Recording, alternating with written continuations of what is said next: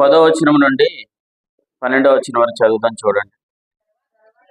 తర్వాత శిష్యులు వచ్చి, నువ్వు ఉపమాన రీతిగా ఎందుకు వారితో మాట్లాడుచున్నావని ఆయనను అడగగా, ఆయన వారితో ఇట్లా, నేను పరలోక రాజ్య మర్మములు ఎరుగుట మీకు అనుగ్రహింపబడి ఉన్నది గాని వారికి అనుగ్రహింపబడలేదు. కలిగిన వానికే ఇవ్వబడును, వానికి సమృద్ధిగా కలుగును.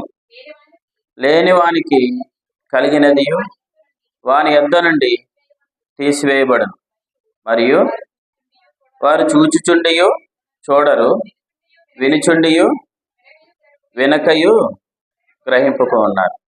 ప్రార్థన. పరిశుద్ధుడైన తండ్రి, చదవబడిన లేఖనంలో నుండి మా జీవము, మా రక్షకుడు, మా ప్రధాన యాజకుడైన యేసు ప్రభువును గూర్చిన సంగతులు మాకు నేర్పించమని, తేటగా స్పష్టంగా మా అందరితో మాట్లాడమని యేసు ప్రభువు నామమున స్తుతిస్తూ ముందు కొనసాగుతున్నాం. పరమ తండ్రి, ఆమేన్.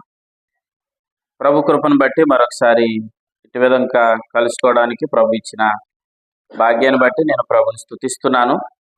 ఇక్కడ ప్రభు యొక్క శిష్యులు ఆయన దగ్గరికి వచ్చి, నువ్వు ఉపమాన రీతిగా ఎందుకు వారితో మాట్లాడుచున్నావు అని అన్నారు. ఎందుకు ఆయన చెప్పిన ఉపమానం ఏంటి? అక్కడ 4 నేలలు విత్తనం, ఒక విత్తనము గురించి మాట్లాడుతూ 4 నేలల గురించి ఆయన మాట్లాడుతూ చెప్పాడు. ఆ ఉపమానంలో ఏమంటున్నాడంటే, మర్మములు ఎరుగుట మీకు అనుగ్రహించబడింది అని అన్నాడు. మర్మములు ఎరుగుట మీకు అనుగ్రహించబడింది అని చెప్పి వారితో ఏమంటున్నాడంటే, కలిగిన వానికి ఇవ్వబడును అన్న మాట పట్టుకోండి. 12వ వచనంలో లేని వానికి కలిగినదియు వాని యొద్ద నుండి తీసివేయబడును అన్న మాటను ఇక్కడ చెప్తున్నాడు. మనం ఒక మాటను ఇక్కడ గమనిస్తే 11వ వచనంలో ఏముందంటే, మర్మములు ఎరుగుట మీకు అనుగ్రహించబడి ఉన్నది. దేవునికి స్తోత్రం. చెప్పండి, మర్మములు ఎరుగుట మీకు అంటే ఎవరికి? అది మనకి.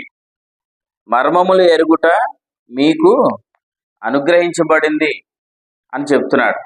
అసలు మర్మములు ఎందుకు అనుగ్రహించబడతాయి, మనకే ఎందుకు అనుగ్రహించబడుతున్నాయి అని అంటే, ఎఫెసీయులకు రాసిన పత్రిక 3వ అధ్యాయం 11వ వచనంలో ఒక మాట ఉంటుంది. ఏముంటుందంటే, ఆ మర్మమును గూర్చిన ఏర్పాటు అని ఉందా? ఆ మర్మమును గూర్చిన ఏర్పాటు కనిపించిందమ్మా? ఆ మర్మమును గూర్చిన ఏర్పాటు. ఎందుకు ఏర్పాటు అంటే ఏంటి? 3వ అధ్యాయం 2వ వచనం, మీ కొరకు నాకు అనుగ్రహింపబడిన దేవుని కృప విషయమైన ఏర్పాటు. అంటే మత్తయి సువార్త 13వ అధ్యాయం 12వ వచనంలో ఏమన్నాడు ఆయన? మర్మములు ఎరుగుట మీకు అనుగ్రహించబడింది అని అన్నాడు. వాస్తవానికి మనం గమనిస్తే ఈరోజు మనకు తెలిసిన సంగతులు చాలా మందికి తెలియదు. నిజమా అబద్ధమని నేను చెప్పింది?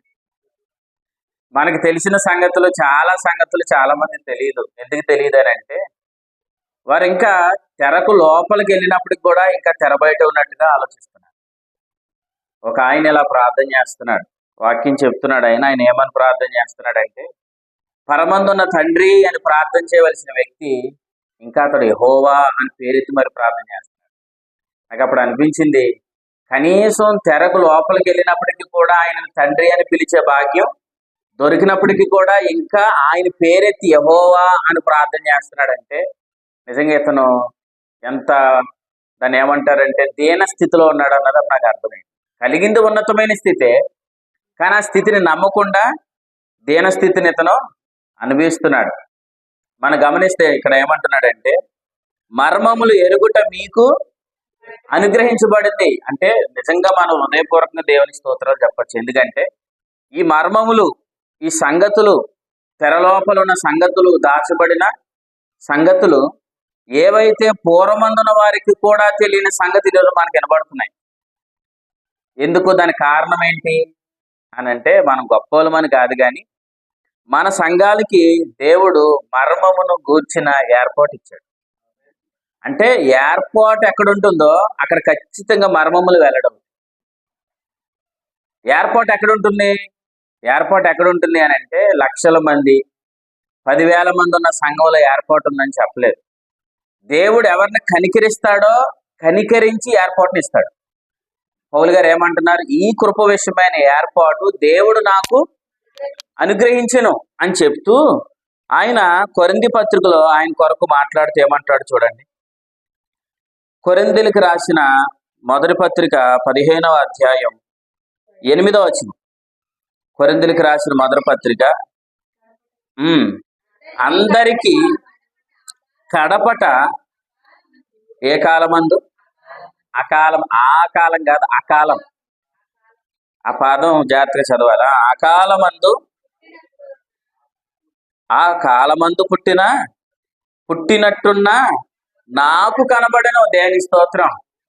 అంటే చాలా మందికి కృప విషయమైన ఏర్పాటు దొరకలేదు, కానీ నాకు దొరికింది అని అంటున్నాడు. కొరింథీ మొదటి పత్రిక 4వ అధ్యాయంలో కూడా మాట్లాడతాడు చూడండి. పౌలు గారు ఏమంటున్నారు? కొరింథీలకు రాసిన మొదటి పత్రిక 4వ అధ్యాయం 9వ వచనంలో ఇలా అంటున్నాడు. దేవుడు అపోస్తులమైన మమ్మును అందరికంటే కడపట ఉంచి ఉన్నాడని నాకు తోచి ఉన్నది అని చెప్తూ, మేము లోకమునకును దేవదూతలకును మనుషులకును వేడుకగా మమ్మల్ని చేశాడు. దేవుని స్తోత్రం. అంటే ఈరోజు మీరు గమనించండి, మర్మములను ఎరుగుట మీకు అనుగ్రహించబడిందా అని అన్నాడు. ఎందుకు ప్రభా అన్నిటి మాకు ఎందుకు ఇచ్చావనంటే అసలు మర్మములు ఎక్కడ వెల్లడవుతాయి, మర్మములు ఎక్కడ తెలియపరచబడతాయంటే ఆయన అంటున్నాడు మర్మమును గూర్చిన ఏర్పాటు. అంటే ఏర్పాటు ఏ సంఘంలో ఉంటుందో ఆ సంఘంలో ఖచ్చితంగా మర్మములు అనేవి ఖచ్చితంగా అనుగ్రహించబడతాయి. ఇందుకే ఆ మర్మములను గురించి మాట్లాడుతూ ఎఫెసీ పత్రికలో అవి ఎంత గొప్పవో చెప్పాడు. ముందుకు వెళ్తాం చూడండి. ఎఫెసీలకు రాసిన పత్రిక 3వ అధ్యాయం 5వ వచనం. ఎఫెసీలకు రాసిన పత్రిక 3వ అధ్యాయం 5వ వచనంలో ఈ మర్మం ఇప్పుడు ఆత్మ మూలముగా దేవుని పరిశుద్ధులకు అపోస్తులకు ప్రవక్తలకు బయలుపరచబడి ఉన్నట్లుగా పూర్వకాలమందు మనుషులకు వాళ్ళకి ఎవ్వరికి అవి తెలియపరచబడలేదు. మీకు అర్థమైందా? అంటే దావీదు గారికి, దానియేలు గారికి, వారికి కూడా తెలియని సంగతులు చెప్పండి దేవుడు మనకి ఇచ్చాడు. దేవుని స్తోత్రం.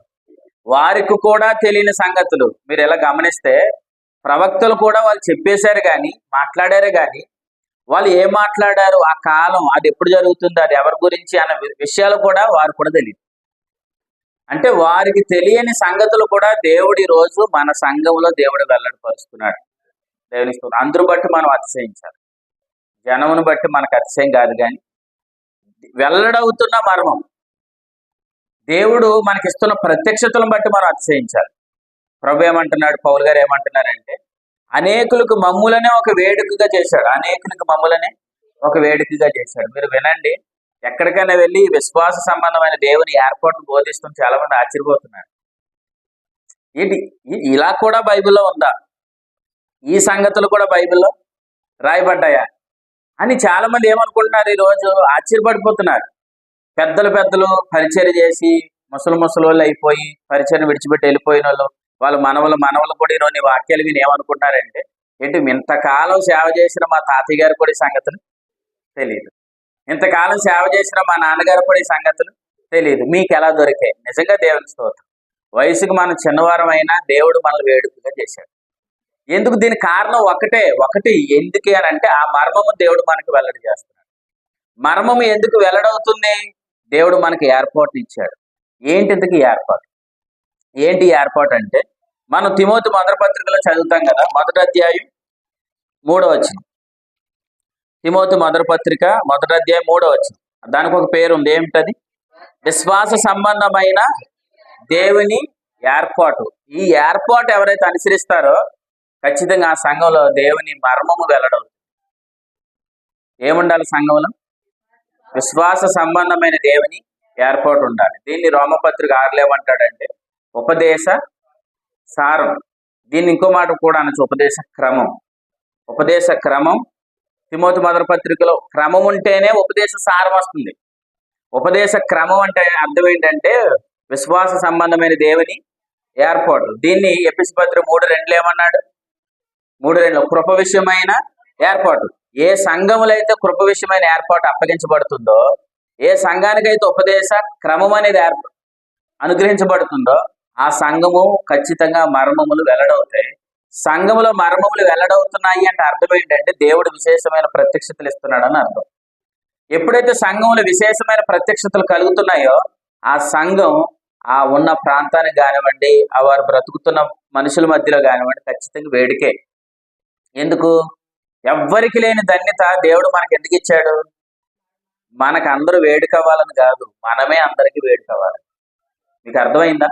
ఇప్పుడు ఇంత పరిచర్య అప్పగించి దేవుడు ఇంత ఏర్పాటునిచ్చి ఇన్ని మర్మములు దేవుడు వెల్లడి చేస్తూ, పౌలు గారు అన్నట్లుగా విశేషమైన ప్రత్యక్షతలు దేవుడు మనకిస్తూ ఇంత చేస్తున్న మనకి అనేకులు వేడుకగా కనబడితే మన ప్రయోజనం ఏముందండి? మీకు అర్థమైందా? ఇప్పుడు ఏర్పాటునిచ్చాడు, లక్షల మంది ఉన్న సంఘానికి లేని ఏర్పాటు ఎక్కడ దొరికింది? మన సంఘంలో దొరికింది. ఏర్పాటును అనుసరిస్తున్నాం. ఏర్పాటును అనుసరించడం వల్ల ఏం వెల్లడవుతుంది? మర్మం వెల్లడవుతుంది. ఆ మర్మం ఏంటి? విశేషమైన ప్రత్యక్షతలు. ప్రత్యక్షతలు కలుగుతున్నాయి కాబట్టి ఇప్పుడు ప్రజలందరికీ పౌలు గారు ఎలా కనబడుతున్నారు? వేడుకగా కనబడుతున్నాడు. అంటే ఆయన ఏర్పాటు ఇచ్చాడు కాబట్టి మర్మం వెల్లడవుతుంది. మర్మం వెల్లడవుతుంది కాబట్టి ఇప్పుడు పౌలు గారు అపోస్తులు ఆ కాలంలో ఉన్న వారందరికి ఎలా ఉన్నారు? వేడుకగా ఉన్నారు. అంటే ఏర్పాటు ఉందంటే ఖచ్చితంగా అక్కడ వేడుకగా ఉంటారు. ఇప్పుడు దేవుడు మనకి ఏర్పాటు ఇచ్చి, సంఘాన్ని ఇచ్చి, ఏర్పాటునిచ్చి మర్మమును వెల్లడిపరుస్తున్నప్పుడు ఖచ్చితంగా దేవుడు మనల్ని ఏం చేస్తాడు? వేడుకగానే చేస్తాడు. దేవునికి స్తోత్రం. ఖచ్చితంగా ఆయన మనల్ని వేడుకగా చేస్తాడు. ఎందుకు? వాస్తవాన్ని మీరు గమనించండి. ఏమంటే అలాగైతే మరి మన సంఘానికే ఉందా భాగ్యం అంటే మన సంఘానికే ఉంది. కృపా నిబంధన అనేది చాలా మంది ఉన్నారు. కృపా నిబంధనలోనికి ఎంతమంది వచ్చారు? యేసు ప్రభుని నమ్మి విశ్వసించిన వారందరూ కృపా నిబంధనలోనికి వచ్చారు. సంఘాలు ఈ రోజున ప్రతి సంఘం ఎక్కడుంది? కృపా నిబంధనలోనే ఉంది. కానీ అన్ని సంఘాలు ఈ రోజున కృప విషయమైన ఏర్పాట్లు లేదు. మీకు అర్థమైందా? ఆ భావం చూపిస్తారు చూడండి. రోమపత్రిక 5వ అధ్యాయం చూడండి ఒకసారి. రోమపత్రిక 5వ అధ్యాయం. రోమపత్రిక 5వ అధ్యాయం 2వ వచనం చదవండి. మరియు ఆయన ద్వారా మనము విశ్వాసం వలన ఈ కృపయందు ప్రవేశము గలవారమైనడు. ఈ కృపయందు ఏమయ్యాం? ప్రవేశించాం. ఎవరు? 5వ అధ్యాయం 1వ వచనం. కాబట్టి విశ్వాస మూలముగా నీతిమంతులుగా తీర్చబడి, విశ్వాసం ద్వారా నీతిమంతులుగా తీర్చబడిన వారందరూ ఎక్కడికి వచ్చారు? కృపయందు ప్రవేశించారు. కృప నిబంధన అనొచ్చు, లేదా కృపా ప్రభుత్వం అనొచ్చు. కృపా ప్రభుత్వంలోనికి వచ్చారు, కృపా నిబంధనలోనికి వచ్చారు. కానీ ఎంతమందికి ఈరోజు కృప విషయమైన ఏర్పాటు అర్థమైంది? కొంతమందికి అర్థమైంది. ఆ కొంతమందిలో ఎవరు ఉన్నారు? మరి నిన్ను ఆయన వేడుక కనపరచగా. మీకు అర్థమైందా? నిబంధనలో ఉన్నవారు చాలా మంది ఉన్నారు. కానీ ప్రభు కోరుకుంటుంది ఏంటి? నిబంధనలు అందరూ ఉన్నారు, కానీ ప్రభు ఆ ఉద్దేశం ఏంటంటే వేడుకగా కనపరచాలి. వేడుక కనపరచాలంటే ఖచ్చితంగా మర్మం ఏమవ్వాలి? వెల్లడవ్వాలి. మర్మం వెల్లడవ్వాలంటే ఏముండాలి? ఏర్పాటు ఉండాలి. ఆ ఏర్పాటు దేవుడు నీకు ఇచ్చాడు. అందరిలో మనం ఒకరం కాదు. అర్థమైందా? మనకు అందరిలో మన దేవుడు ఒక ప్రత్యేకతను ఇచ్చాడు. నిజంగా దాన్ని బట్టి దేవుని మనం ఏం చేయాలి? స్తుతించాలి. దేవుని అందరిని బట్టి మనం స్తుతించాలి. అందుకు ప్రభు ఏం చెప్తున్నాడంటే ఏర్పాటు ఉంది, మర్మం ఉంది. మర్మం ఉంది కాబట్టి ఖచ్చితంగా దేవుడు మనల్ని ఏం చేస్తాడు? ఆయన వేడుకగా కనపరుస్తాడు. ఈ రోజు మనం ధైర్యంగా అనర్గళంగా వాగ్దానాలు మనం పొందుకుంటున్నాం కదా. వాగ్దానం మనం పొందుకుంటున్నాం. అసలు వాగ్దానం వచ్చినా కానీ ఆమె అనలేని వాళ్ళు కూడా ఉన్నారు. మీకు అర్థమైందా? వాగ్దానాలు వస్తున్నాయి కదా. వాగ్దానం వచ్చినప్పుడు వచ్చిన వాగ్దానానికి ఆమె అనడానికి కూడా భయపడే వాళ్ళు ఉన్నారు. అంటే వారిని ఒక మాటలో చెప్పాలంటే సాతాను వారిని ఎంత భయంకరమైన స్థితిలో తీసుకుని వెళ్ళిపోయాడో మీకు ఈ సమయంలో అర్థం కావాలి. ఎందుకు? వాగ్దానం వచ్చింది. వాగ్దానం వచ్చిందని మనం ఏమంటున్నాం? అన్నీ ఆమెనని ధైర్యంగా మాట్లాడగలుగుతున్నాం. కానీ ఈరోజు వాగ్దానం వచ్చినప్పటికీ కూడా వాగ్దానాన్ని రిసీవ్ చేసుకోలేనంత స్థితిలో ఉన్నారంటే సాతాను వారిని ఎంత భ్రమలోనికి తీసుకొని వెళ్ళిపోయింది. మీకు మాట చెప్పనా? అసలు ఈ రోజు విశ్వాసంతో మాట్లాడలేకపోతున్నారంటే వారి నోటిని సాతాను మోగవారిగా చేసింది. 2, విశ్వాస సంబంధమైన ఏర్పాటును వినలేకపోతున్నారంటే వారి చెవులను కూడా మూసేశాడు. 1 చెవులు మూసేశాడు సాతాను, 2 నోటును కూడా మూసేశాడు. వాళ్ళందరి కొరకు మీరు ప్రార్థన చేయండి. ఏమని తెలుసా? ప్రభువా వీళ్ళ చెవులు తెరువు, రెండు వారి నోళ్ళు తెరువు. చెవులు తెరవబడితే ఖచ్చితంగా నోళ్ళు తెరవబడతాయి, అంతేనా? దేవుడు మనల్ని ప్రేమించి భాగ్యం అని చెప్పనా? ఏర్పాటులో ఉన్న కృప ఏంటంటే ముందు మన చెవులు తెరవబడ్డాయి. ఎలాగ చెప్తాను వినండి. ఇప్పుడు విశ్వసించాం, నీతిమంతులుగా తీర్చబడ్డాం. కానీ ఈ సత్యం మనకు తెలుసా? తెలీదు. ఎప్పుడైతే విశ్వాసం ద్వారా మేము నీతిమంతులు అనే ఈ ఉపదేశాన్ని మనం ఎప్పుడైతే విన్నామో, వినగానే మన మనసు ఏమైంది? మన మనస్సాక్షి పవిత్రం చేయబడింది. ఎప్పుడైతే మన మనస్సాక్షి పవిత్రం చేయబడింది అంటే అర్థమేంటి తెలుసా? క్రీస్తుని గురించి వినడానికి మన చెవులు బాగుపడ్డాయని అర్థం. ఇప్పుడు పరిశుద్ధాత్మ దేవుడు మనలోనికి ఎందుకు వచ్చాడు? యేసు ప్రభుని గురించి మనకు చెప్పడానికి వచ్చాడు. అందరిలో ఉన్నాడా? విశ్వసించిన వారు అందరిలో ఉన్నాడు. కానీ ఈరోజు యేసు ప్రభు నమ్మిన వారు నీతిమంతులు అన్న సత్యం ఎంతమంది తెలిసింది? కొంతమందిగా తెలిసింది. అంటే యేసు ప్రభు ద్వారా నేను నీతిమంతున్నై తీర్చబడ్డానని నిశ్చిత ఎవరికైతే ఉందో వారు ఇప్పుడు పరిశుద్ధాత్మ దేవుడు ఏం చేస్తున్నాడు? పని చేస్తున్నాడు. పని చేస్తే ఏం చెప్తాడు? ఆత్మ చెప్పుచున్న మాట చెవగలవాడు వినుడు కాకుండా మొదలు బాగు చేయబడింది ఏంటి? చెవి బాగు చేయబడింది. కాబట్టి ఇప్పుడు మన అనర్గళంగా ఏం చేయగలుగుతున్నాం? మాట్లాడగలుగుతున్నాం. ఈరోజు చాలా మందికి ఏమి లేదు, విశ్వాసం ద్వారా కలిగిన స్థితి నమ్మడం లేదు. నమ్మకపోవడం వల్ల లోపల ఎవరున్నారు? ఆత్మప్రభు ఉన్నాడు, కానీ ఏం చేయడం లేదు? పని చేయడం లేదు. పని చేయడం లేదంటే ఆత్మ చెప్పుచున్న మాట వాళ్ళకి రావడం లేదు. రావడం లేదంటే అర్థమేంటి? వారి చెవి ఏమైంది? మోయబడింది. చెవి మోయబడిన వాళ్ళందరికీ ఏం మోయబడింది? నోరు కూడా మోయబడింది. అర్థమైందా? అంటే దేవుడు ఏర్పాట్లు మనకు కలిగిన కృప ఏంటంటే, ఏర్పాట్లు మన మనస్సాక్షి బాగు చేయబడింది. మనస్సాక్షి ఎప్పుడైతే బాగు చేయబడిందో మనలో ఉన్న ఆత్మప్రభు చెప్పే మాట వినేటట్లుగా మన చెవులు ఏం చేయబడ్డాయి? సిద్ధపడ్డాయి. ఎప్పుడైతే చెవులు బాగు చేయబడ్డాయి, ఇప్పుడు ఆటోమేటిక్ గా మన నోరు కూడా ఏమైంది? బాగు చేయబడింది. అందుకే మనం అనర్గళంగా ఏం చేయగలుగుతున్నాం? మాట్లాడగలుగుతున్నాం. చూడండి ఒకసారి, చెవి బాగుపడితే నోరు బాగుపడుతుంది అన్న విషయాన్ని ప్రభు రాయించాడు. మార్కు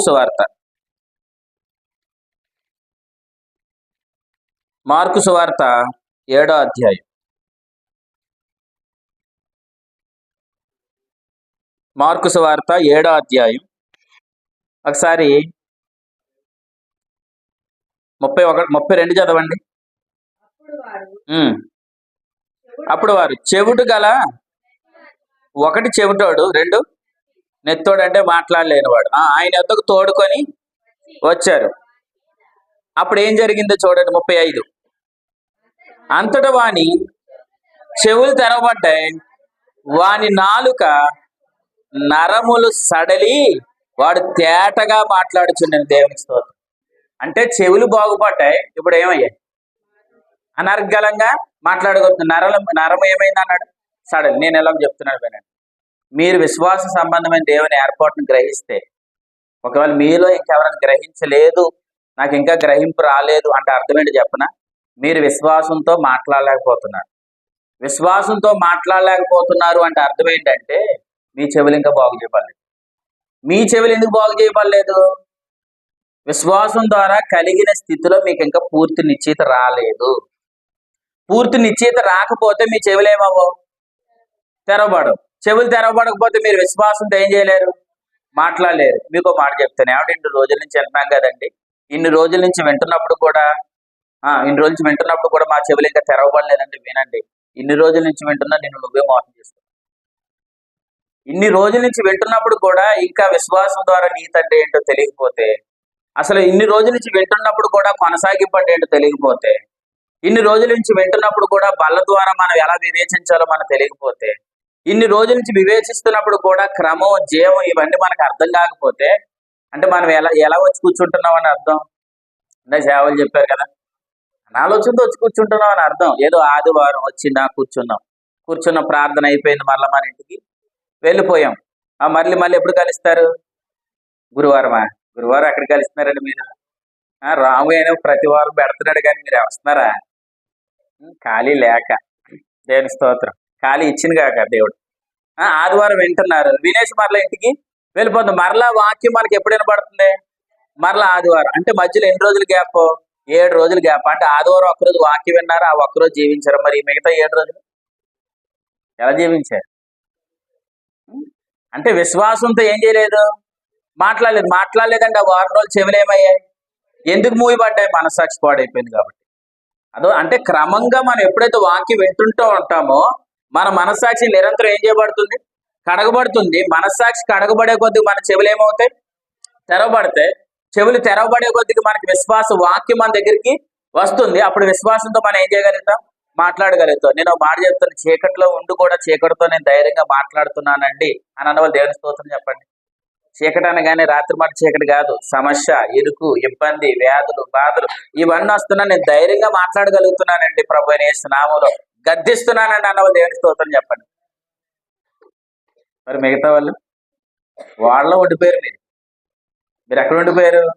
వాడలో ఉండిపోయారు. మీరేమనుకుంటున్నారంటే ఎలాగో ప్రభు వచ్చిన తర్వాత రాజని గారు, రాము, ప్రసాద్ గారు వీళ్ళు అందరూ ఉన్నారు కాబట్టి వాళ్ళతో పాటు ఏమైపోతాం మనం కూడా వెళ్ళిపోదాం అనుకున్నారు. చిన్నతనం 2వ తరగతిలో పాట ఉంటుంది, ఒక ఏనుగు చెరుకు తోటలోకి వస్తే అది వెళ్ళిపోయేటప్పుడు ఒకటి తోకట్టుకుంటాడు, ఆ తోకట్టుకున్నాడు ఇంకొకటి అట్టుకుంటాడు, ఇంకొకటి అట్టుకుంటాడు. సరిగ్గా పైకి వెళ్ళిపోయేటప్పుడు రే భూమి మీద గుమ్మడికాయ ఎంత ఉందంటే పరలోకలు అక్కడ ఎంత ఉంటుందో గుమ్మడికాయ అని అడిగాడంట. ఈ కింద ఉన్నాడు పైన ఉన్నాడు తోకట్టుకున్నాడు అడిగాడు.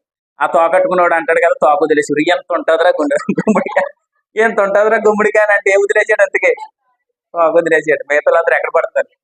అలాగా ప్రసాద్ గారు ఉన్నారు కదా, ఆ రాజన్ ఉన్నాడు కదా, తమ్ముడు రాము ఉన్నాడు, సత్యనారాయణ మనకు వచ్చిన భయం అని అనుకోకండి. ఎందుకంటే నిబంధనలు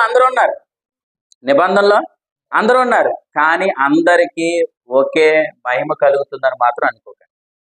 అంటే అర్థం ఏంటి?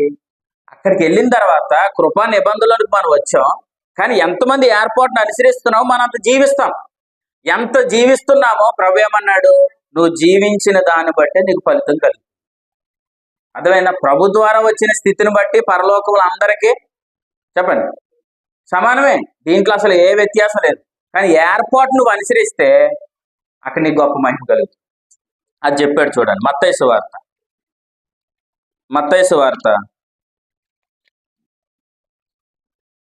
సువార్తలో ఒక సందర్భం ఉంటుంది. 5వ అధ్యాయం, మత్తయి సువార్త 5వ అధ్యాయం 18 వచ్చింది, లేదు 19 చదవండి. యాజ్ఞలో మిగులు అల్పమైన ఒకదానినైనా మీరు మనుషులకు అలాగే చెయ్య బోధించేవాడెవడో అల్పుడు అనండి, అల్పుడు. తర్వాత చదవండి. అయితే వాటిని గైకొని పరలోక రాజ్యంలో అంటే ఏముంది చెప్పండి. ఇప్పుడు అల్పుడు ఉన్నాడు, గొప్పవాడు ఉన్నాడు. మిమ్మల్ని అడిగితే ఏమంటారు? మీకు ఏ స్థితి ఉందంటే ఏం చెప్తారు? ఇప్పుడు స్థితి ఉందండి. ఏం తెచ్చారండి? జాంకాయలు తెచ్చాం కాబట్టి ఖచ్చితంగా మాకు ఏమక్కడ రావు. అర్థమైందా? అక్కడ ఏమి రావు. ఏమన్నాడు? మిగులు అల్పుడు, 2 మిగులు గొప్పవాడు. ఎక్కడ? పరలోకములో కాదు, పరలోక రాజ్యములో. పరలోక రాజ్యములో నువ్వు అల్పుడువా గనుడువా అందాం. అల్పుడువా గనుడువా అని అన్నది పరలోక రాజ్యములో దేని బట్టి తెలుస్తాడంటే కృపా నిబంధనను బట్టి కాదు, కృపా ఏర్పాటును బట్టి. అర్థమైందా? ఈ ఏర్పాటు నువ్వు ఎంత అనుసరిస్తావో నీ దగ్గరికి అంత విశ్వాస వాక్యం నీ దగ్గరికి వస్తుంది. ఎంత విశ్వాస వాక్యం నీ దగ్గరికి వస్తుందో నువ్వు అంత జీవిస్తావు. జీవించడం అంటే అర్థం ఏంటి? మాట్లాడటమే. జీవించడం అంటే అర్థం ఏంటి? మాట్లాడటమే. నువ్వు ఎంత విశ్వాస మూలంగా జీవిస్తూ మాట్లాడతావో అక్కడ పరలోక రాజ్యంలో నువ్వు అల్పుడుగా ఉండవు. నువ్వు ఎలా ఉంటావు? గొప్పవాడుగా ఉంటావు. దేవుని స్తోత్రం. ఇప్పుడు వాస్తవానికండి అందరికీ కృపా నిబంధనలు ఉన్న వాళ్ళందరికీ ఒకే స్థాయి, ఏర్పాట్లు ఉన్న వాళ్ళందరికీ ఒకే స్థాయి అయితే పౌలు గారు నాకు కలిగిన అతిశయం ఏంటి అని అన్నాడు. లేదు, అందరికంటే నేను ఎక్కువగా ప్రయాసపడినది నేను కాదు, నా యందు దేవుని కృపయే బట్టి నేను ప్రయాసపడ్డాను. అందరికంటే ఎక్కువ ప్రయాసపడ్డానని చెప్పాడా లేదా? చెప్పిన ఆయన ఏమన్నాడు? నా కొరకు నీతి కిరీటం ఉంచబడింది అని చెప్పాడు. నా కొరకే కాదు, ఇలా ప్రయాసపడిన వారందరికీ కూడా ఖచ్చితంగా బహుమానం ఇస్తానని చెప్పాడు. నేను మృగములతో పోరాడుట నాకు లాభమేమి? నేను చాలా మందితో పోరాడాను, సువార్త కొరకు కష్టపడ్డాను, ప్రయాసపడ్డాను. నిద్రాహారాలు మానను, తరచుగా జాగారములతోను ఉపవాసములతోను స్వకీయుల వలన ఆపదలోను సముద్రముల వలన ఆపదలో నేను చాలా ప్రయాసపడ్డాను అని చెప్పాడు లేదా? మరి ఈ ప్రయాస అంతటికి మరి ఫలితం ఉండదా? ఉంటుంది. మరి కృపా నిబంధనలో ఉన్న వారికి కృపా ఏర్పాట్లు ఉన్న వారికి సమానం ఎలాగైపోద్ది? ఖచ్చితంగా అవ్వదు. కృపా నిబంధనలో మన అందరూ ఉన్నాం. మనమే కాదు, యేసుప్రభుని నమ్మి నీతిమంతులుగా తీర్చబడిన వారందరూ కృపా నిబంధనలోనికి వచ్చారు. అర్థమైందా? కృపా నిబంధనలోనికి వచ్చారు, కృపా ప్రభుత్వంలోనికి వచ్చారు. కానీ వినండి, ఏర్పాటుని ఎవరైతే అనుసరిస్తున్నారో వారికి మాత్రం గొప్ప బహుమానం. మీకు అర్థమైంది? ఇప్పుడు నేను ఒక మాట చెప్తాను. బయట ఉన్న వాళ్ళందరికీ ఏం తెలియదు? కృపా నిబంధనలో ఉన్నారు కానీ ఎక్కలేరు, ఏర్పాట్లో లేరు. ఇప్పుడు ఏర్పాట్లో లేని వాళ్ళు బహుమానం కోల్పోయారు అనుకోండి, ఎక్కువ బాధపడతారా? ఏర్పాట్లో ఉండి కూడా వర్తమానం పొందుకోకుండా, జీవించకుండా, నిర్లక్ష్యం చేసేసి బహుమానం కోల్పోయిన వాళ్ళు ఎక్కువ బాధపడతారు చెప్పండి. శారమ్మ గారు, రాష్ట్రం గారు, అది అలా ఎవరు మీరు ఉండకుందురు కాక. వాళ్ళని బట్టి అతిశయించేసి వీళ్ళు ఏర్పాట్లో లేరండి, మేము ఏర్పాట్లో ఉన్నాం, వీళ్ళ కృప అంటే ఏంటో తెలియదు, మాకు కృప తెలిసిపోయిందా, విశ్వాస వాక్యం అంటే వీళ్ళకి తెలియదు, మాకు విశ్వాస వాక్యం అంటే తెలిసిపోయింది, మా చర్చ చాలా గొప్పదండి, మాకు చాలా వాక్యాలు వస్తాయండి, ఎన్ని వాక్యాలు చెప్తున్నారు తెలిసి. ఇవి కాదు, అర్థమైందా? మా పాస్టర్ గారు ఎంత గొప్పవారో తెలుసండి, ఎంత ఇవన్నీ అనవసరం. ఎందుకు? నువ్వు ఎంత వాక్యం పొందుకొని కూడా నువ్వు ఆనందించి నువ్వు జీవించకపోతే మా పాస్టర్ గారు ఎంత గొప్ప, ఆ రామతమ్ముడు ఎంత గొప్ప, రాజుగారు ఎంత గొప్ప అని చెప్పుకోవడంలో ఉపయోగం ఏముంది? లేదు. అందుకు ప్రభు ఏం చెప్తున్నాడంటే, నీకు ఏర్పాటు దేవుడు కనికరించి, చెప్పండి ఏంటి? కనికరించి ఉంటుంది చూడండి అన్నమాట. కొరింథీ 2వ పత్రిక 4వ అధ్యాయం. కొరింథీ 2వ పత్రిక 4వ అధ్యాయం 4వ అధ్యాయం మొదలు వచ్చిన. కాబట్టి ఈ పరిచర్య పొందినందున ఏం చేశాం? ఇంతకీ కనికరించి మనకి పరిచర్య ఇచ్చాడండి ప్రసాద్ గారు. కనికరించి అంటే అర్థం ఏంటి? మనలో ఏమీ చూడలేదు ఆయన, కనికరించి దేవుడి పరిచయం మనకు అప్పగించాడు. మీకు మాట చెప్పన, 2020లో చనిపోయిన వాళ్ళకి ఏర్పాటు తెలియదు. ఎందుకు? మన దగ్గరికి వచ్చేటప్పటికే 21, 22, 20 వరకు కూడా మనతో సహవాసం చేసే వాళ్ళకి ఏర్పాటు తెలియదు. మీకు ఇంకో మాట చెప్తాను, మనకంటే ముందు భక్తి చేసిన వాళ్ళకి ఏర్పాటు తెలియదు. వీళ్ళందరూ ఏమయ్యారు? ఏర్పాటు తెలియకుండానే వెళ్ళిపోయారు. కానీ దేవుడు ఈ కాలానికి దేవుడు మనకి ఏమి ఇచ్చాడు? ఏర్పాట్లు ఇచ్చాడు. మరి ఈ విషయంలో మనం ఎంత జాగ్రత్తగా ఉండాలి చెప్పండి? ఎంత జాగ్రత్తగా ఉండాలి? అందుకంటాడు తిమోతి 1వ పత్రికలో, మీకు అప్పగించబడిన పరిచర్య కానివ్వండి, 2 మంచి పదార్థం అని అన్నాడు. మంచి పదార్థమును ఆత్మ ద్వారా మీరు ఏం చేయండి? కాపాడుకోండి అని చెప్పాడు. కాపాడుకోవాలి. ఎంతమంది కాపాడుకుంటున్నారు ఈరోజు? ఈ ఆదివారం మీరు వచ్చారు, వాక్యం విన్నారు, విన్న తర్వాత ఏమనుకుంటున్నారు మనసులో? ఏమండి ఈరోజు ప్రభు నాతో మరి మాట్లాడితే ఖచ్చితంగా సోమవారం కూడా నువ్వు వెంబడిస్తావు. ఎందుకు? ఆదివారం వెళ్ళాను, దేవుడు నాతో మాట్లాడాడు, సోమవారం కూడా వెళ్తాను, దేవుడు నాతో మాట్లాడతాడండి. సోమవారం రావడం లేదంటే అర్థం ఏంటి? ఆదివారం వాక్యం విని సేవకుని పొగిడేవంతే. నువ్వు నిజంగా యథార్థవంతుడు అయితే, ఆదివారం ప్రభు నాతో మాట్లాడాడు అని అన్న వ్యక్తివి అయితే సోమవారం కూడా ఖచ్చితంగా వెంబడిస్తావు. నీ మందని ఎచ్చట మేపుతుంది, మందం ఎచ్చట మేపుతున్నా అంటే అర్థం ఏంటి? అంటే ఫోన్ చేసేవాడు, ఈ రోజు కూడికి ఎక్కడండి అని అడుగుతావు, లేదా మంగళవారం కూడికి ఎక్కడండి అని అడుగుతావు. అంటే అర్థం ఏంటి?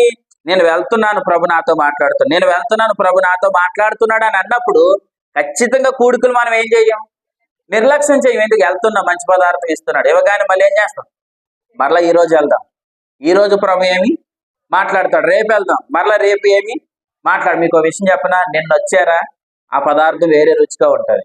ఈ రోజు వచ్చారా, ఈ రోజు పదార్థం వేరే రుచిగా ఉంటుంది. రేపు వచ్చారా, పదార్థం వేరే రుచిగా ఉంటుంది. ఎందుకు? ప్రభు 4 చెప్పాడు. 1 కుండలో వండే పదార్థం ఉంది, 2 పెనం మీద వండే పదార్థం ఉంది, 3 పొయ్యిలో వండే పదార్థం ఉంది. అమ్మ వినాలి. అంటే కుండలో వండుతున్నారు, చెప్పండి, పెనం మీద వండుతున్నారు, 3 పొయ్యిలో వండుతున్నారు. అంటే ఈ 3 వంటలు ఒకే రకంగా ఉంటాయా? ఉండవు. ఒకదానికి ఒక్కొక్క టేస్ట్, అంతేనా? ప్రకటన గ్రంథంలో 7 సంఘాలతో అన్ని సంఘాలకు ఒకే రకంగా ప్రత్యక్షమయ్యాడా? కాదు. ఒక్కొక్క సంఘానికి ఒక్కొక్క ప్రత్యక్షం. అది దీంట్లో వ్యత్యాసం ఉన్నప్పుడు ఈ రోజు ఒక ప్రత్యేకం, రేపు ఒక ప్రత్యేకం, ఎల్లుండు ఒక ప్రత్యేకం. ఈ రోజు వచ్చి పదార్థం పొందుకొని నువ్వు ఆనందిస్తున్నావు, కానీ ఖచ్చితంగా అది నిజమైన ఆనందం అయితే, అది ప్రభులు ఆనందించడం అయితే రేపు కూడా నువ్వు వెంబడిస్తావు. అలా మీరు వెంబడించుదురుగాక. ఎందుకు? సమయం ఎంత ఉంది ఇప్పుడు? నెక్స్ట్ ఏమొస్తుంది? నెక్స్ట్ సంవత్సరం ఏమొస్తుంది? 25 అంటే ప్రభు రావడానికి ఇంకా దూరం అయిందా, దగ్గర అయిందా? ప్రభు రావడానికి దగ్గర అయ్యి కూడా ఇంకా మనం ఎక్కడ ఉంటున్నాం? ఇంకా నిర్లక్ష్యంగా ఉంటే ఎలాగండి? అర్థమైందా? అంటే ఎంత తెలిసి కూడా ఇన్ని సంగతులు పొందుకొని కూడా పొందలేనట్లుగా మనం ఉండకూడదు. కొరింథీ 1వ పత్రిక 4వ అధ్యాయం. కొరింథీ మొదటి పత్రిక 4వ అధ్యాయం 7వ వచనం. ఎందుకనగా నీకు ఆధిక్యము కలగజేయవాడెవడు? నీకు కలిగిన వాటిలో పరుని వలన నీవు పొందనిది ఏది? ఇప్పుడు చెప్తున్నాడు చూడండి, పొంది ఉండి పొందనట్టు. ఇది ఏమి న్యాయమా చెప్పండి? పొంది ఉండి పొందనట్టు ఉంటున్నారట. పొంది ఉండి పొందనట్టు అంటే అర్థం ఏంటి? వస్తున్నారు, వాక్యం పొందుకుంటున్నారు, మరలా రేపు కనబడటం లేదంటే అర్థం ఏంటి? పొందుకుంటున్నారు అని చెప్తున్నారు కానీ పొందనట్టుగా ప్రవర్తిస్తున్నారు. అర్థమైందా? పొందనట్టుగా ప్రవర్తిస్తున్నారు. అప్పుడు నేను ఏమంటాను? ఇలా ఉంటే మీరు పరలోకం కోల్పోతారని నేను అన్నాను. ఎందుకు? ఆల్రెడీ ప్రభు మనకు అది ఆ స్థితిని ఇచ్చాడు. ఆ స్థితిని వినియోగించుకుంటే ఆ నిత్య రాజ్యంలో మనకేముందన్నాడు? సమృద్ధి అయిన ప్రవేశం. సమృద్ధి అయిన ప్రవేశం. అక్కడ నువ్వు అల్పుడుగా ఉండకూడదు. సేవకుని యొక్క ప్రయాస ఏంటి? ఇక్కడ నిలబడుతున్న వ్యక్తి యొక్క ప్రయాస ఏంటి? నేను ఏదో ఒక రకంగా పరలోకం పంపించడానికి కాదు. అర్థమైంది? ఎందుకు? ఆల్రెడీ పరలోకానికి నేను సిద్ధపరిచింది ఎవరో? ప్రభు నేను సిద్ధపరిచాడు. నీకు ఎంత కావాలో అంత సమృద్ధిని ఇచ్చాడు. ఇందా సేవకులు చెప్పారు కదా, ఏం చెప్పారు? అర్పణ పూర్తిగా ఎంత కాల్చబడింది? ఆ మనం పరలోకానికి ప్రవేశించడానికి ఎంత సంపూర్తి కావాలో అంత సంపూర్ణంగా కాల్చబడింది. దేవునికి స్తోత్రం. కానీ సేవకుడు పడుతున్న ప్రయాస ఏంటో తెలుసా? నువ్వు న్యాయపీఠం ఎదురు సిగ్గుపరచబడకూడదు. ఆ నిత్య రాజ్యంలో నీకు సమృద్ధి అయిన ప్రవేశం. ఆ సమృద్ధి అయిన ప్రవేశం కొరకు నేను ఏం చేయాలనుకున్నాడు సేవకుడు? అలంకరించాలనుకుంటున్నాడు. చెప్పండి, ఏం చేయాలనుకుంటున్నాడు? అలంకరించాలనుకున్నాడు. ఆ అలంకరణతో ఎస్తేరుని ఏం చేశాడు? అలంకరించాడు. ఆ అలంకరణ బట్టి రాజుకి ఎస్తేరు మీద ఏం పుట్టింది? కరుణ పుట్టింది, దయ పుట్టింది. సేవకుడు చేస్తున్న పని ఏంటో తెలుసా? హేగే స్థానంలో సేవకుడుండి నిన్ను అలంకరింపజేస్తున్నాడు. ఎందుకు? పరలోకం కొరకు కాదు, నిన్ను పరలోక రాజ్యంలో ఒక మంచి పొజిషన్ లో ఉంచడం కొరకు. మేతాడతావు రెండమ్మా బాబు అంటే, అయ్యి బాబు లేదండి, ఉదయం టిప్పిందన్నా, మధ్యాహ్నం పోయింది తినేసాం, రాత్రి పోయింది తినేసాం. ఇంతకు నువ్వు తింటున్న భోజనం వల్ల నీకు ఏం ప్రయోజనం లేదు. ఏమన్నాడు తెలుసా ప్రభు? నీ దేహమును కడుపు, దేహం ఆహారం కడుపు నిమిత్తం, కడుపు ఆహార నిమిత్తం ఇలా అన్నాడు. రెండు పోతాయని వాడు. కడుపు పోతుంది, ఆహారం పోతుంది. కానీ అక్కడ లెక్కలోనికి వచ్చేది ఏంటి? వినండి, ఈ మంచి పదార్థం ఎంత తిన్నావో అది లెక్కలోనికి వస్తుంది. అందుకే అంటాడు, గ్రంథాన్ని మనం నవలాలి. నవలడం అంటే అర్థం ఏంటి? చింపేసుకొని తినేయడం కాదు. వీలున్నంత వరకు మనకు దొరుకుతున్నప్పుడు, అవకాశం ఉన్నంత సేపు మనం దాన్ని సద్వినియోగం చేసుకోవాలి. మీకు మాట చెప్పనా? దొరుకుతున్నప్పుడు తినకపోతే ఏదో ఒక రోజు అది మనకు దూరం అయిపోతుంది. దూరం అయిపోయిన తర్వాత మరలా దొరుకుతుందని ఖచ్చితంగా అనుకోకండి. అర్థమైందా? మనకు దొరుకుతుందా? దేవునికి స్తోత్రం.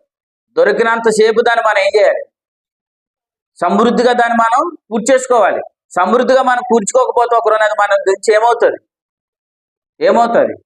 వినండి, బాధాకరమైన మాట అయినా నేను చెప్తున్నాను. ఈ రోజు మనకు దొరుకుతుంది, రేపు దొరుకుతుందని గ్యారంటీ లేదు. ఎందుకు లేదు అని అంటే, నీ అవకాశం ఇచ్చినప్పుడు దాన్ని వినియోగించుకోకపోతే ప్రభు ఏం చేస్తారు తెలుసా? నిన్ను పక్కకి లాగి మరొకరికి దేవుడు అవకాశం ఇస్తాడు.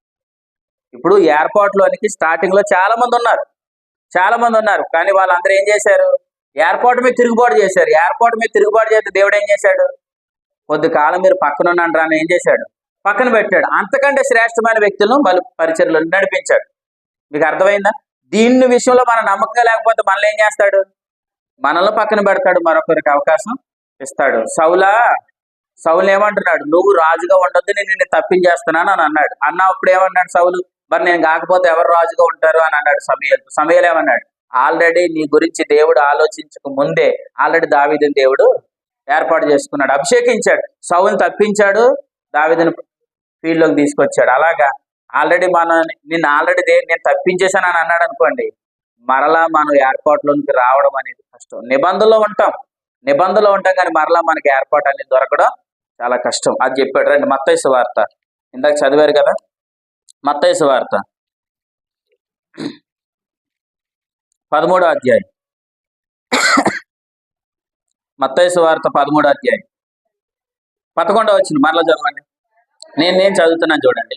మర్మములు ఎరుగుట మీకు అనుగ్రహించబడింది. దేవునికి స్తోత్రం చెప్పండి. దేవునికి స్తోత్రం. కాబట్టి తర్వాత ఏమన్నాడు చూడండి, 12వ వచనం. కలిగిన వానికి నీకు ఆకలి ఉంటే దేవుడు ఖచ్చితంగా నీకు ఇస్తాడు. అర్థమైంది? ఆకలి అంటే ఖచ్చితంగా దేవుడు నీకు ఇస్తాడు. నేర్చుకోవాలి, నేను జీవించాలి. నీ జీవం మీద నువ్వు మనసు పెడితే, జీవాన్ని ప్రేమిస్తే ఖచ్చితంగా నీకు దేని మీద ఆశ ఉంటుంది? జీవించాలనుకున్నవాడు ఖచ్చితంగా జీవించడానికి ఏం కావాలి? భోజనం కావాలి. అప్పుడు నీ మనసు దేని మీద వెళ్తుంది? భోజనం మీద. నేను ఎక్కువ నేర్చుకోవాలి, నేను జీవించాలి జీవించాలి జీవించాలి అని అనుకుంటే ఖచ్చితంగా దేవుడు నీకు సంగతులు ఇస్తాడు. ఎక్కడున్నా దేవుడు ఇస్తాడు. అర్థమైందా? నేరలంక ప్రాంతం ఎంత ఉందండి? చాలా చిన్నది, కానీ ఆ ప్రాంతంలో ఆ చిన్న ఊర్లో ప్రసాదాన్ని కుటుంబం దేవుడు ఏర్పాటు చేసుకోలేదా? అంటే ఎక్కడున్నా దేవుడు ఖచ్చితంగా దేవుడు మనకు వాక్యాన్ని ఇస్తాడు. బాప్తిస్మ ఇచ్చి యోహాను కాలంలో రాజులు ఉన్నారు, అధికారులు ఉన్నారు, మంత్రులు ఉన్నారు, కొంత పిలాతు, వీళ్ళందరూ ఉన్న దేవుని వాక్యం ఎవరి దగ్గరికి వచ్చాను? యోహాను దగ్గరికి వచ్చిన. అక్కడ ఇలా చెప్పాడు, 4 స్థాయిలు చెప్పాడు. ధనికుడు పేరు చెప్పాడు, ఐశ్వర్యవంతుల పేర్లు చెప్పాడు, మంచి హోదాలో ఉన్న వారి పేర్లు చెప్పి ఇలాగ అన్నాడు, కింద బాప్తిస్మ ఇచ్చి యోహాను దగ్గరికి వాక్యం వచ్చాను. ఈయన ఎక్కడ ఉన్నాడు? అరణ్యంలో ఉన్నాడు. ఏం తింటున్నాడు? తేనె తాగుతున్నాడు, మిడతలు తింటాడు. ఇతని దగ్గరికి దేవుని వాక్యం వచ్చింది. అది కరుణ. ఆయన కనికరించాడు, కృప చూపించాడు. యోహానికి దేవుడు వాక్యం ఇచ్చాడు. ఈ కడవరి దినాల్లో దేవుడు మన మీద కనికరించాడు. కనికరించి దేవుడు మనకి పరిచరించాడు. పరిచర్యను బట్టి అతిశయిస్తున్నావా? దేవునికి స్తోత్రం. కానీ పరిచర్యను బట్టి అతిశయిస్తూ పొందుకొని కూడా పొందలేనట్లుగా ప్రవర్తించండి. అర్థమైందా? వాక్యం పొందుకుంటున్నారా? ఆనందిస్తున్నారా? ఆ ఆనందాన్ని ప్రతిరోజు జీవించండి. ప్రతిరోజు జీవించాలంటే ఖచ్చితంగా ప్రతిదినం అవకాశం ఉన్నంత మేరకు దేవుని వాక్యం వినడానికి ఏం చేయాలి? పరుగులు పెట్టాలి. ఎక్కడ జరుగుతుంది? స్థానిక సంఘం ద్వారా కార్యక్రమాలు జరుగుతున్నాయి. ఇప్పుడు యానంలో కార్యక్రమాలు జరుగుతున్నాయి, ఇంజనీర్లో జరుగుతున్నాయి, ఎరపాతలో జరుగుతున్నాయి, కుయ్యర్లు జరుగుతున్నాయి, దగ్గరగా బైబిల్ క్లాస్ జరుగుతుంది. ఇలా మన కూడికలు ఎక్కడ జరుగుతున్నాయో వాకింగ్ వరకు మనం పరుగులెడితే దేవుడు ఏం చేస్తాడు? నమ్మకమైన వారికి ఇచ్చి మనకిస్తాడు. కొంచెములో నమ్మకంగా ఉన్నవాడిని ఏం చేస్తానన్నాడు? ఆపేస్తాననలేదు. కొంచెముగా నమ్మకంగా ఉన్నవాడిని ఇంకా ఎక్కువ విషయాలు ఆయన ఏం చేస్తాడు? అప్పగిస్తాడు. మనకు అప్పగించినంతే కాదు, ఇంకా త్వరలో మనకు ఉన్నతమైన ప్రాంతాలు దేవుడు మనకు అప్పగిస్తాడు. అర్థమైంది? ఉన్నతమైన వ్యక్తులను దేవుడు మనకు అప్పగిస్తాడు. ఒకప్పుడు తెలియని వ్యక్తులు ఈ రోజు మన పరిచర్లోకి వచ్చారు. మీకు అర్థమైంది? ఇంకా దేవుడు రానున్న కాలంలో దేవుడు ఏం చేస్తాడు? ఇంకా నూతనమైన వ్యక్తులు దేవుడు మనకి ఇస్తాడు. మీకు ఒక మాట చెప్పనా? ఇది ఎలా బయటకు వెళ్తుందంటే ఆల్రెడీ చాలా మంది మన వాక్యాలు వింటున్నారు. అర్థమైందా? మన ఈ ఏరియాలో జరుగుతున్న వాక్యాలు, ప్రతి వాక్యం చాలా మంది వింటున్నారు. కానీ చాలా మంది ఏమయ్యారు? వాళ్ళ తాళ్ళతో కట్టేశారు. కానీ సమయం వస్తుంది, ఖచ్చితంగా తాళ్ళు తెప్పుకొని బయటకు వస్తారు. మీకు అర్థమైందా? మొన్న కోరంగి నేను పిలిస్తే వాక్యం చెప్పడానికి వెళ్తే ఆ సేవకుడు ఇలా చెప్పాడు. నిజంగా చాలా యథార్థంగా మాట్లాడాడు. ఏమని అంటే, మా తాతయ్య గారు సేవ చేశారు, మా తండ్రి గారు సేవ చేశారు, ఈరోజు వాళ్ళు దగ్గర కూడా నేను తెలుసుకున్న సంగతులు ఈ సేవకుని ద్వారా నేను తెలుసుకున్నానని చెప్పాడు.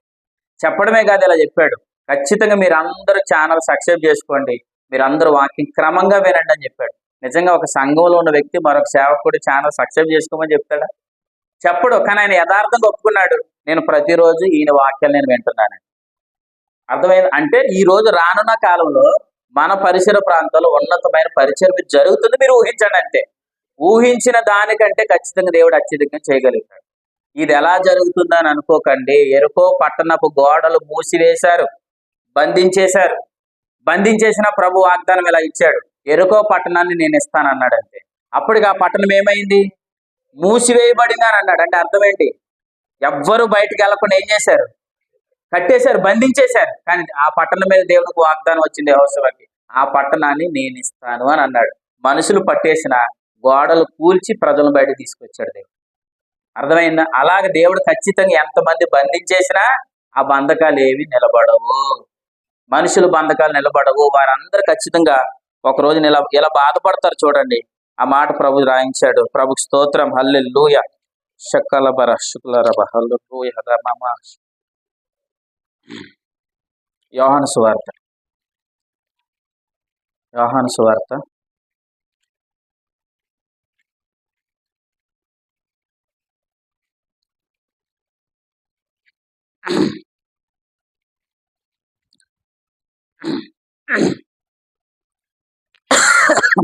12వ అధ్యాయం. యోహాను సువార్త 12వ అధ్యాయం 19వ వచనం.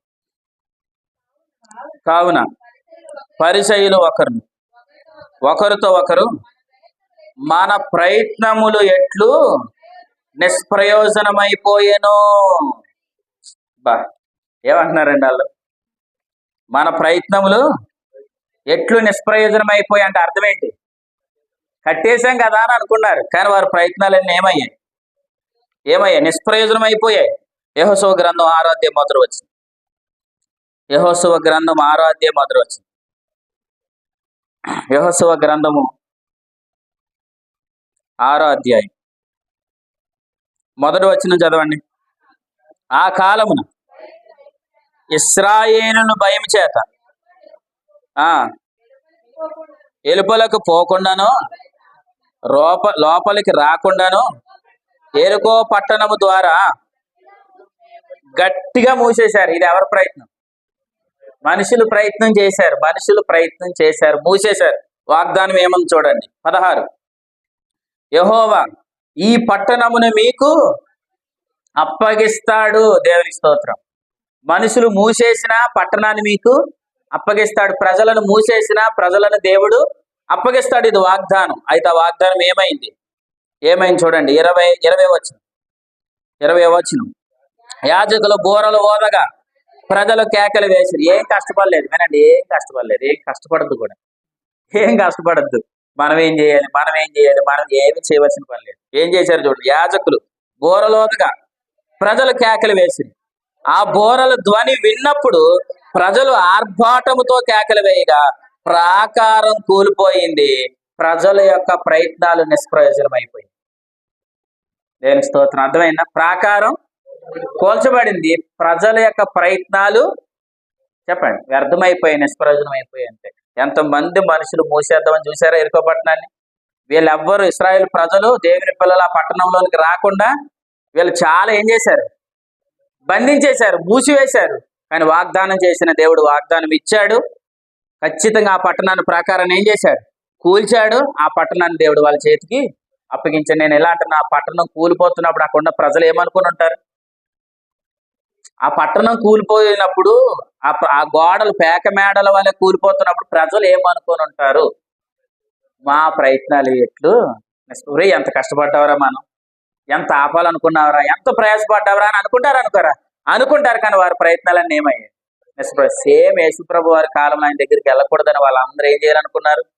ఆపాలనుకున్నారు. కానీ వినండి, వాళ్ళు ఎంత ఆపాలనుకున్నారో గ్రామాలు పట్టణాలు కదిలిపోయి ఆయన దగ్గరికి వచ్చాయి. అర్థమైంది? ఎందుకు? జీవింపజేసే వాక్యం ప్రభు దగ్గర ఉంది, ఏర్పాటు మన దగ్గర ఉంది. మనల్ని ఆపేది ఎవరు లేదు. మీకు అర్థమైందా? కాబట్టి దేవుడు మనం ప్రేమించాడు, మనకి ఏర్పాటుని ఇచ్చాడు. దీంట్లో మనం నిలిచుంటే చాలు, ఖచ్చితంగా దేవుడు మనలో ఉన్నతమైన అనుభవాలు కూడా దేవుడు నడిపిస్తాడు. భయపడకండి, నేనేం చేయాలని అనుకోకండి. మనం ఏం చేయవలసిన పని లేదు. ఎరుకో పట్టణాన్ని మూసేసిన ప్రజలు కేకలేశారు. అంటే అర్థం ఏంటి? వారు ప్రార్థన చేసుకుంటూ ముందుకు వెళ్ళిపోయారు. అంటే ప్రభువా, ఇది పట్టణాన్ని నీకు అప్పగిస్తున్నాం. అంటే పట్టణాన్ని అప్పగించండి, ప్రజలను అప్పగించండి, వ్యక్తులను అప్పగించండి. ఎవరిని స్టడీ చేయాలో అని స్టడీ చేస్తాడు, ఎవరిని తప్పించాలో వారిని తప్పిస్తాడు. పరిచర్య మాత్రం జరుగుతుంది. నిజంగా ఈ మాట బాలంత్రలో ప్రభు నాకు చెప్పాడు. ఆ మాట నేను తమ్ముడు రాముకు కూడా చెప్పాను. కానీ ఎందుకో అక్కడ మాటను చెప్పడానికి అవకాశం రాలేదు. కానీ జగన్నాథపురం, నా తర్వాత మీటింగ్లో జగన్నాథపురంలో చెప్పాను. ఈ మాట చూడండి ఒకసారి. పరిచర్యను అడ్డుపడుతున్న వారి పరిస్థితుల గురించి మాట్లాడుతూ అపోస్తుల కార్యగ్రంథం, నేను ముగిస్తాను, సమయం అయింది. అపోస్తుల కార్యగ్రంథం 12వ అధ్యాయం చూడండి. అపోస్తుల కార్యగ్రంథం 12వ అధ్యాయం, త్వరగా 12వ అధ్యాయం మొదలు వచ్చిన.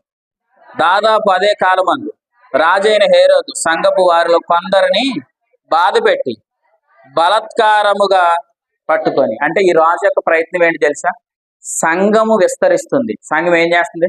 విస్తరిస్తుంది. అపోస్తుల కార్యగ్రంథం 2వ అధ్యాయంలో 3,000 మంది, తర్వాత 5,000 మంది, తర్వాత 7,000 మంది, తర్వాత బహుజనం. వీళ్ళందరూ ఇప్పుడు ఎక్కడికి వచ్చేస్తున్నారు? సంఘంలోకి వస్తున్నారు. నేను ఎలా అంటున్నారు? వీళ్ళందరూ సత్యం వైపు తిరుగుతున్నారు, చీకటిలో నుండి వెలుగులోనే తిరుగుతుంటే వీళ్ళని ఎలాగొకలాగా ఆపాలని ప్రయత్నం చేయాలని లేచాడు ఎవరు? హేరోదు రాజు లేచాడు. లేచి ఏం చేశాడు? అప్పటికే యాకోబుని చంపించేశాడు. యాకోబుని ఏం చేశాడు? చంపించేశాడు. ఇప్పుడు నెక్స్ట్ ఎవరిని చంపాలనుకుంటున్నాడు? పేతురుని చంపాలనుకున్నాడు. అపోస్తుల గారు 2వ అధ్యాయంలో చంపాలనుకుంటే ప్రభు చూశాడు. ప్రభు చూసి ఏం చేశాడు చూడండి. 19వ వచనం. పేతురుని బంధించారు. పేతురుని దేవుడు బయటకు తీసుకొచ్చాడు. అప్పుడు ఏం జరిగింది? 19వ వచనం. హేరోదు పేతురు కోసం వెతికినప్పుడు అతన్ని కనబడనందున కావలి వారిని విమర్శించి వారిని సంపనాజ్ఞాపించెను. అటు తర్వాత హేరోదు యోదయ నుండి కైసరియకు వెళ్ళి, అదేంటండి మీకు అర్థమైంది ఆ పదం? అంటే పేతుర్ని చంపాలనుకున్నాడు, పేతుర్ని దేవుడు ఏం చేశాడు? తప్పించాడు. వెంటనే ఏ రోజు రాజుకి ట్రాన్స్ఫర్ వచ్చేసింది. అంటే అర్థం ఏంటి? బాబు నువ్వు ఇక్కడ ఉండడం అంత సమంజసం కాదు, నువ్వు ఇక్కడి నుంచి వెళ్ళిపోవడం మంచిదని ఖాళీ చేయించేసాడు. ఎవరో వినండి, ఏ రోజు కాదు, ఏ రోజునే ప్రభు ఖాళీ చేయించేశాడు. ఏ రోజున ప్రభు ఖాళీ చేయించేశాడు. ఎక్కడ పంపించాడు? వేరే ఊరు పంపించాడు. అక్కడ ఏం జరిగింది చూడండి. 21వ వచనం. 21వ వచనం. నియమింపబడిన దినమైంది ఏ రోజు రాజవస్త్రాలు ధరించుకొని న్యాయపీఠ మీద కూర్చుండి వారి ఎదుట ఉపన్యాసము చేయగా జనులు అది ఇవి వచ్చేసింది చూడండి. ఇది దైవస్వరమే గాని మానస్వరము కాదని ప్రజలు ఏం చేశారు? కేకలు వేశారు. అప్పుడు 23వ వచనం. అతడు దేవుని మహిమ పరచనందున ప్రభుదూత అతన్ని మొత్తెను. తర్వాత మీరు చదవండి. సమాప్తమైంది, కార్యం సమాప్తమైంది. అంటే అర్థం ఏంటి? ప్లాన్ ఎంత బాగుందో చూసారా? ఎవరిది ప్లాను? మనది కాదు, దేవుడిది ప్లాన్. ఆయన గీసాడు అనుకోండి, ఖచ్చితంగా సెట్ అయిపోద్ది. అంతే, ఎవరు దాన్ని తప్పించుకోలేరు. పరిచర్యను ఆపాలన్నా, సత్యవాక్యాన్ని ఆపాలన్నా, ఏర్పాటును ఆపాలన్నా ఎవడి వల్ల అవ్వదు. అర్థమైందా? కానీ ఏ రోజు సమాప్తం అయ్యాడా? 24వ వచనంలో ఏం రాయించాడు చూడండి. ఆ మాట చదవండి మీరు.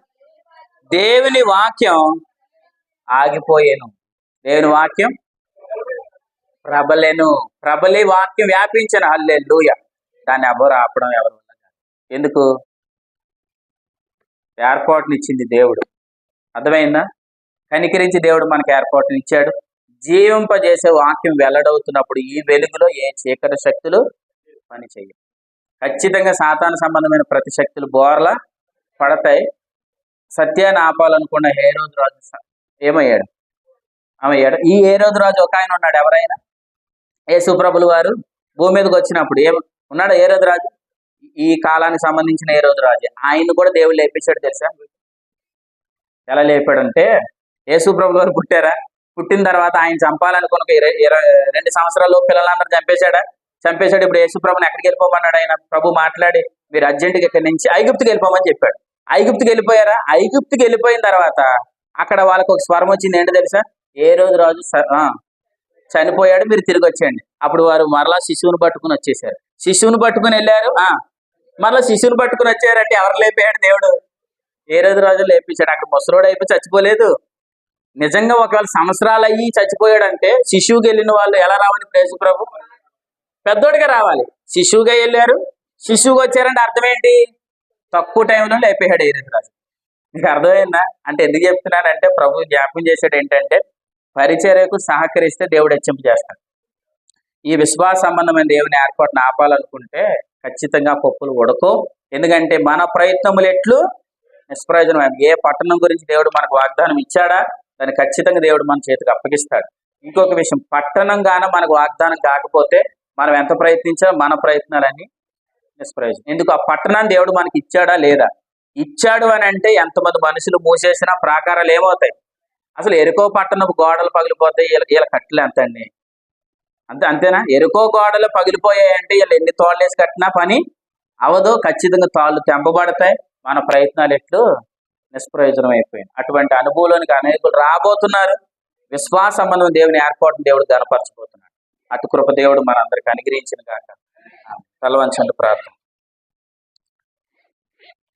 ఈ మధ్యాహ్నం ప్రభు నాతో మాట్లాడాడు అన్నవారు హృదయపూర్వకంగా ప్రభుని స్తుతించండి. పరిశుద్ధుడైన తండ్రి, మహోన్నతుడా, జీవాధిపతి, నీకు స్తోత్రాలయ్యా. మర్మములు మీరు మాకు అప్పగిస్తున్నారు, అందరు బట్టి మీకు స్తోత్రాలు. మర్మము వెల్లడవాలంటే ఏర్పాటు ఉండాలి. ఆ ఏర్పాటును ఈ కడవరి దినాలలో కనికరించి మీరు మాకు అప్పగించారు.